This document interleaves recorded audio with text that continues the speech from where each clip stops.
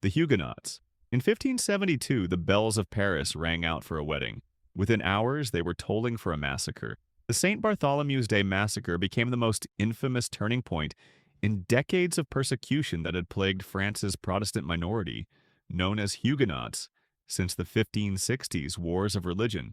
Over the next century, waves of French Protestants fled their homeland, carrying little more than their trades and their faith. England welcomed around 40,000 Huguenot refugees, particularly after King Louis XIV revoked the Edict of Nantes in 1685, making Protestant worship illegal. Many of them were skilled artisans, merchants, and intellectuals who quickly found a place in urban economies. In London's Spitalfields, Huguenot silk weavers established workshops that would dominate European luxury textile production for generations.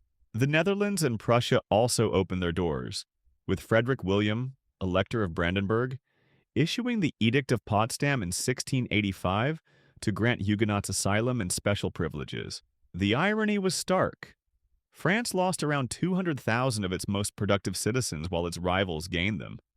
About 50,000 settled in the Dutch Republic, 40,000 in England, and 20,000 in Brandenburg, Prussia. Huguenot expertise in banking, manufacturing, and trade helped fuel the economic rise of Protestant nations across Europe. Their integration was relatively smooth.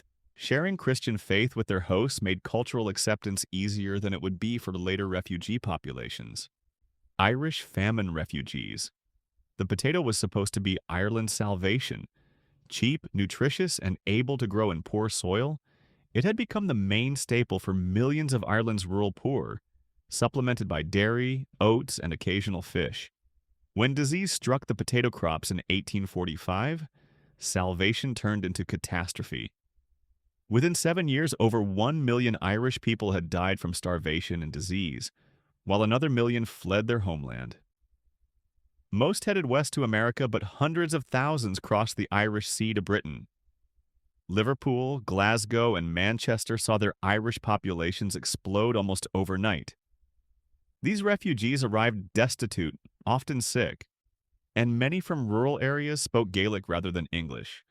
Unlike the skilled Huguenots, they were mostly subsistence farmers with no urban trades. The reception was harsh. British newspapers called them a plague of paupers, blaming them for spreading disease, lowering wages, and overcrowding poor districts. Anti-Irish prejudice became part of everyday life. Cartoons and magazines mocked them as lazy or violent, and "No Irish Need Apply" signs appeared in job postings and boarding houses. The newcomers were often pushed into the dirtiest and most dangerous work. Factories filled with smoke, mines that swallowed men in collapses, and construction sites where accidents were common. Yet Irish communities endured. They built the railways that connected Britain's industrial heartlands, dug the canals that fueled commerce, and swelled the ranks of the urban working class. Their presence reshaped entire neighborhoods. Streets once considered slums became tightly knit Irish quarters, alive with music, pubs, and Catholic churches that offered a rare sense of stability. By the 1860s, Irish refugees and their children were no longer just survivors on the margins. They had become an integral part of Britain's industrial workforce. But acceptance came slowly. Discrimination in employment and housing persisted well into the 20th century, and the scars of famine migration lingered in stereotypes that took generations to fade. Russian Revolution exiles. When the Romanov dynasty fell in 1917, it wasn't just a royal family that lost their throne. Aristocrats, military officers, clergy, professionals, and peasants who had supported the white movement suddenly found themselves stateless. Russian émigrés fled westward as the Bolsheviks consolidated power, with the largest wave ending by the mid-1920s after the Russian Civil War concluded. By the late 1920s, around 1.5 to 2 million Russians lived in exile across Europe. Paris became the unofficial capital of Russian emigration. The 16th arrondissement filled with former counts working as taxi drivers and princesses, serving tea in Russian restaurants. Berlin's Charlottenburg district became so Russian that locals called it Charlottengrad. These refugees created newspapers, theaters, and cultural societies that kept Russian traditions alive in exile. Unlike earlier refugee waves, the Russian emigrants faced a unique challenge: statelessness.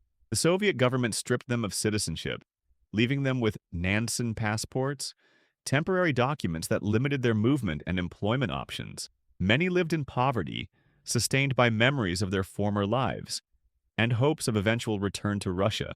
That return never came for most, but their cultural contributions enriched European intellectual life.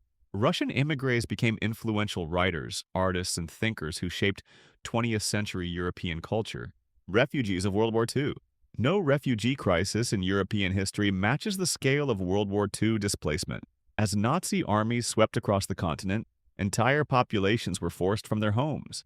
An estimated tens of millions of Europeans, between 50 and 60 million, became refugees, evacuees, or displaced persons during the war years. The Holocaust targeted European Jews for systematic extermination rather than displacement. Most were unable to escape. Those Jewish families who did flee mostly left before 1941, when escape routes still existed. Polish civilians faced deportation to forced labor camps in Germany. German civilians fled westward as Soviet armies approached. Entire ethnic populations were uprooted and resettled according to Nazi racial ideology. Liberation brought new displacements. Millions of people were still far from home with no clear path back. Many had no homes to return to because their towns had been destroyed or taken over by others. For years after 1945, hundreds of thousands lived in displaced persons camps scattered across Europe. The scale of the crisis was so vast that it led to the creation of new international organizations. First came the United Nations Relief and Rehabilitation Administration in 1943, then the International Refugee Organization in 1946. Finally, in 1950, the United Nations created the Office of the High Commissioner for Refugees, a permanent institution that still exists today. Cold War escapes.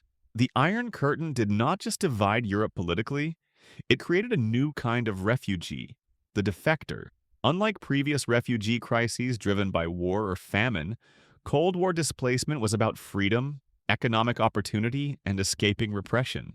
People risked their lives not only to escape immediate physical danger, but also to flee economic stagnation, political persecution, and systems they found unbearable. The pattern repeated across decades. When Soviet tanks crushed Hungary's 1956 uprising, 200,000 Hungarians fled to Austria and beyond. When the Prague Spring ended in 1968, about 70,000 Czechs and Slovaks immediately sought asylum in the West, with numbers eventually rising to around 300,000. East Germans built elaborate plans to escape over, under, or through the Berlin Wall, often with fatal consequences for those who failed. Western governments welcomed these refugees as propaganda victories. They were seen as proof that people preferred capitalist democracy to communist rule. Integration was generally smooth, since many defectors were educated and skilled professionals whose expertise benefited their new countries. The brain drain weakened Eastern Bloc economies and legitimacy, becoming one factor among many in the eventual transformation of the Soviet system. The Balkan Wars. The end of the Cold War was supposed to bring peace to Europe. Instead, Yugoslavia's violent breakup in the 1990s created the continent's worst refugee crisis since World War II. As ethnic nationalism tore apart the multi-ethnic federation, more than 3 million people fled their homes to escape what became known as ethnic cleansing, a term that masked systematic persecution and murder. The siege of Sarajevo became a symbol of European civilians under attack. The Bosnian War, which lasted from 1992 to 1995, displaced about 2.2 million people, nearly half the country's population. Bosnian Muslims, Croats, and Serbs who had lived as neighbors for generations suddenly became enemies. Refugee camps filled with families who had lost everything. The 1999 Kosovo War added another 800,000 refugees and around 500,000 internally displaced persons to the crisis. Unlike earlier refugee waves, these were Europeans who were educated, urban, and often multilingual. Many had even vacationed in the places where they now sought asylum. Yet the reception was mixed. Some European nations opened their doors, while others worried about the economic burden. The crisis also introduced new religious tensions, since many of the refugees were Muslim in predominantly Christian host countries. Anti-Muslim sentiment and refugee skepticism were already present in the 1990s. But these debates would later resurface on a much larger scale across the European Union in the 2010s. The Syrian refugee crisis. The Arab Spring's promise of democracy turned into Syria's nightmare. When civil war erupted in 2011, millions of Syrians fled their homes as cities were reduced to rubble. By 2015, desperate families were crossing the Mediterranean in overcrowded boats. Images of drowned children on European beaches shocked the world's conscience and forced the crisis into global attention. Germany's Angela Merkel made a historic decision. "Wir schaffen das," which means we can manage this. Germany registered about 890,000 asylum seekers in 2015, although it was widely reported as more than a million. The largest groups came from Syria, Afghanistan, Iraq, and Eritrea. Across Europe, the response was deeply divided. Germany and Sweden welcomed refugees, while Hungary built border fences, and several Eastern European countries closed their doors entirely. The crisis reshaped European politics. It became a rallying point for anti-immigration and Eurosceptic movements. In the United Kingdom, it fed into debates that led up to Brexit. Populist parties gained ground across the continent by opposing immigration. Yet millions of Europeans also volunteered to help. They met boats at shorelines, donated supplies, and organized relief efforts. The Syrian refugee crisis revealed both Europe's humanitarian values and its deep divisions over identity, security, and solidarity. The Ukrainian refugee crisis. Russia's invasion of Ukraine on February 24, 2022, triggered the fastest mass displacement of people in Europe since World War II. Within weeks, millions of Ukrainians, mostly women and children, crossed into Poland, Romania, Slovakia, and beyond. By 2024, around 6 million Ukrainian refugees had found temporary protection in Europe. The response was unprecedented in both speed and generosity. Poland, which had resisted taking in Middle Eastern refugees in 2015, opened its borders unconditionally to Ukrainians. Ordinary European families offered spare bedrooms. The European Union activated its Temporary Protection Directive for the first time, granting immediate legal status to Ukrainian refugees. This warm welcome also raised uncomfortable questions. Why was the response so different from earlier refugee crises? Many asked whether race, religion, and cultural proximity had influenced Europe's reaction. The debate continues today, highlighting difficult questions about European values, selective empathy, and fairness.